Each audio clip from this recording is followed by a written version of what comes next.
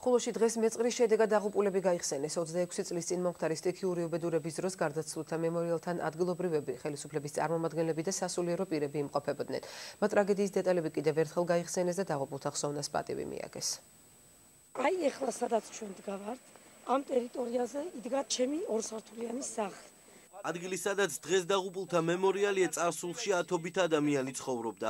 ხულოს მუნიციპალიტეტის სოფელ წაბლანაში სოლგომანის მთის ჩამოშლის შედეგად მეწყერმა 23 ადამიანის სიცოცხლე იმსხვერპლა. დაღუპულთა ახლობლები და ადგილობრივები ტრაგედიის ადგილზე დღეს კიდევ ერთხელ შეიკრიბნენ. 26 წლის შემდეგაც სტიქიის დაზარალებულების ნაწილი ხელისუფლებას საცხოვრებლით დაკმაყოფილებას თხოვს. სარძევე მეურნეობის ბინებში მომცეს ბინა ვარტში 7 სულით ცხოვრობდით, მაგრამ მე პირადად ერთ ბავშვთან ერთად ვარ ღიაცის ქვეშ. წელწად ნახევარია მივმართე კომპანიასაც, გამგეობასაც, აჭარის მთავრობასაც, მთელი განცხადებებით და უარყოფითი პასუხებით ვარ ღიაცის ქვეშ. აქ ბევრი ბავშვი, ახალგაზრდა, სტუმარი, ბევრი მოყვა და ბევრმა სამუდამო სასოფლოში მოვა ადგილი.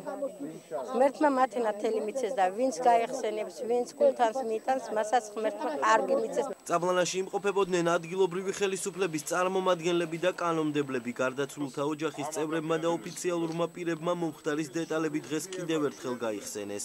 ჩვენ პატივს მივაგებთ იმ დაღუპულ ადამიანებს, მათ ხსოვნას და უფალს ვთხოვთ, რომ აღარ განმეორდეს ასეთი ტრაგედია და ღმერთმა დაინდოს ადამიანები, რომლებიც ხშირად ცდილობენ წავიდნენ ბუნების კანონების წინააღმდეგ და ამ დროს ბუნება ამას არ პატიობს. არიან ადამიანები, რომლებიც უკმაყოფილებას გამოთქვამენ, რომ უყურადღებოდ არის მიტოვებული ხელისუფლების მხრიდან.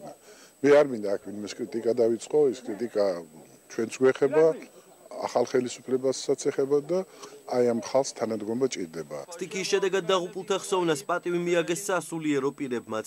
ხულოს მუფტმა გარდაცვლილთა სულებისთვის ილოცა.